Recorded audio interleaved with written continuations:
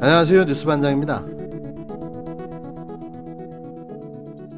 지금 아까도 제가 말씀드렸지만 기피 결정 과정, 그러니까 기피 사유가 있는지 여부에 대한 판단조차도 안 했습니다. 그냥 기피 결정 과정에서의 사소한 절차상 하자를 지금 이제 재판부가 지적을 했는데, 네. 만약에 이 절차상 하자를 다시금 보완하면 보완할 수도 있는 거거든요. 그러면 다시 징계위원회를 다시 구성해서, 그러니까 똑같은 방식으로 구성을 해서 그때 그 2인 공통 기피 사유에 관련해 가지고 기피권 남용으로 기각한다고 해도 어떻게 할 말이 없는 상황이에요. 왜냐면 우리 지금 재판부가, 그러니까 우리 지금 대법원 판례가 기피권 남용으로 인정하는 대표적인 사례가 그 결정을 하기 위한 정족수 자체를 구성하기 어렵게 기피 신청하는 경우를 얘기하거든요. 명시적으로. 네. 그러니까 딱 그 경우에 지금 만약에 지금 행정법원 재판부 판단에 따르면 딱 그 경우에 맞는 기피 신청이에요. 2인 공통 기피 신청도. 예. 그렇기 때문에 거기에 대해서 그냥 기피권 남용으로 정부가 참석해가지고 기각한다고 해도 다른 말을 할 수가 없는 상황입니다. 그러면 지금 변호사님 말씀은 절차상 그 흠결이 있는 점을 지적한 것만 다시 보완해서 징계 절차를 다시 밟으면 된다, 이런 말씀이신 거예요, 그러면? 지금 재판부의 판단을 존중한다 하더라도 그렇다는 겁니다. 지금 들으신 방송은 25일 MBC 김종배의 시선집중에 출연한 민변의 조상호 변호사가 한 말입니다. 행정법원이 지적한 징계 정지 사유를 보완해 윤석열 청장을 다시 징계할 수 있다는 이야기인데요. 이게 가능하면 여러 가지 방법과 더불어 함께 진행해야 할 듯합니다.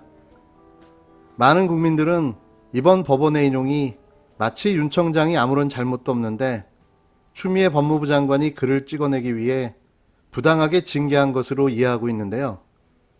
이를 바로잡을 필요가 있습니다. 법원의 인용 사유는 다 아시다시피 징계위원회의 징계 절차상에 하자가 있다는 이유로 징계위의 결과조차 부당하다고 인정한 건데요. 이는 반드시 짚고 넘어가야 할 부분입니다.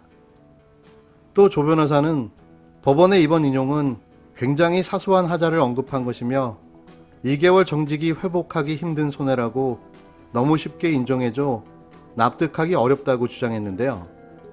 그러면서 법원은 판사 사찰이 징계 사유의 하나라는 사실은 인정했습니다.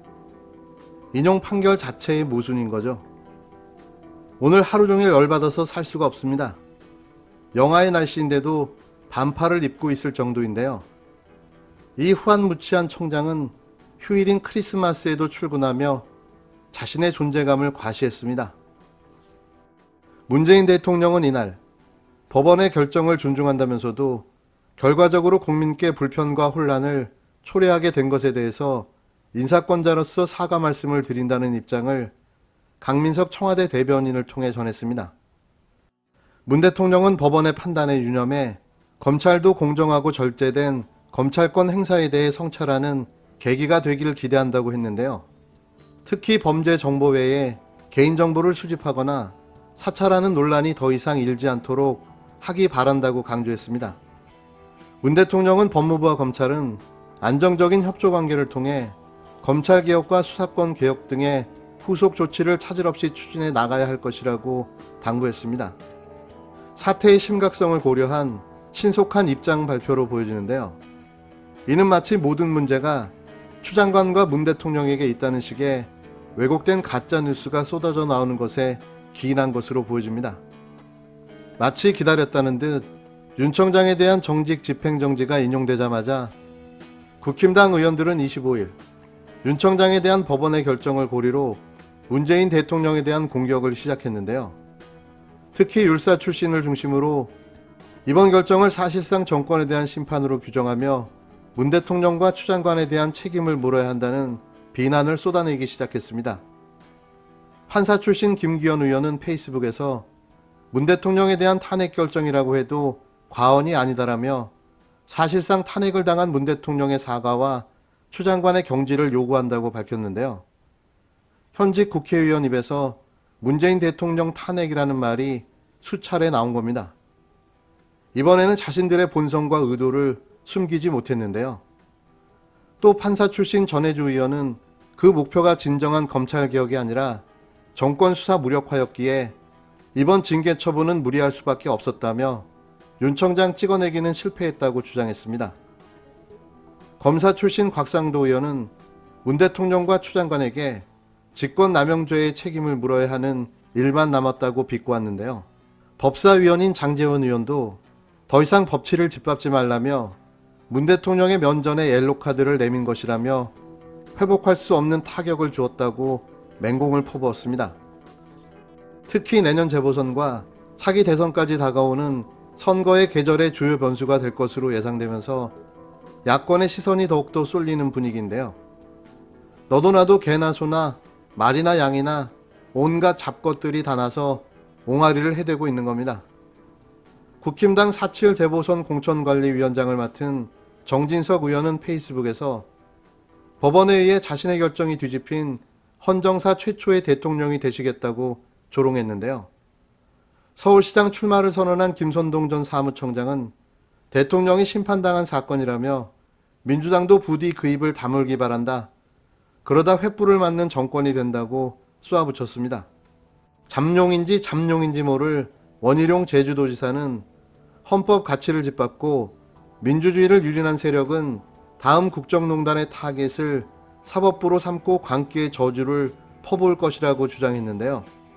하나마나한 아무 말 대잔치, 누가 잘하나, 제가 보기엔 다 고만고만합니다.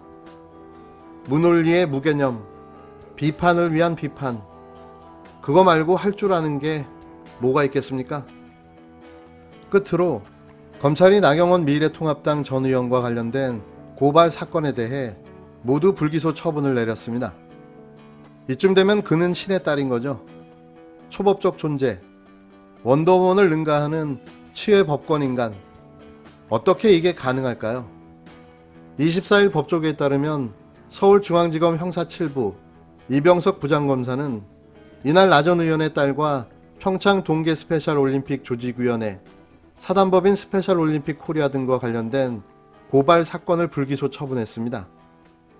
검찰은 나 전 의원의 딸의 대학 성적을 정정했다는 혐의와 조직위, 스페셜 올림픽 재단의 예산 집행 관련 비리 혐의 등과 관련해서는 증거 불충분의 이유로 무혐의 처분했는데요. 또 나 전 의원의 딸의 대학 입시 비리 의혹과 조직위 비서 채용, 스페셜 올림픽 개폐막식 예술감독 선정 등과 관련된 부분은 이미 공소시효가 완성돼 공소권 없음을 이유로 불기소 처분했습니다. 앞서 검찰은 지난 11월 나 전 의원이 스페셜 올림픽 코리아 회장 재직 시 지인 자녀를 부정 채용했다는 혐의로 고발된 사건을 무혐의 종결했는데요.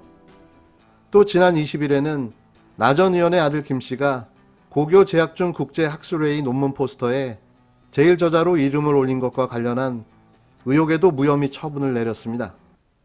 다만 김 씨가 제4저자 등재 포스터에 외국 학회 제출 및 외국 대학 입학과 관련된 부분은 형사사법공조 결과 도착 때까지 시한부 기소중지 처분했는데요. 이로써 나 전 의원과 관련해 시민단체가 검찰에 고발하거나 경찰이 송치한 13건의 사건은 모두 불기소 처분됐습니다. 놀랍습니다. 표창장 위조로 4년을 선고하고 법정 구속까지 당한 정경심 동양대 교수를 생각하면 끓어오르는 분노를 참을 재간이 없습니다. 불기소로 덮어주기, 공소시효까지 뭉개기, 표적기소로 제거하기, 검찰의 나경원 봐주기가 눈물겹습니다. 이 죄를 어떻게 다 받을까요? 반드시 되돌려 받기를 빌고 또 빌어봅니다.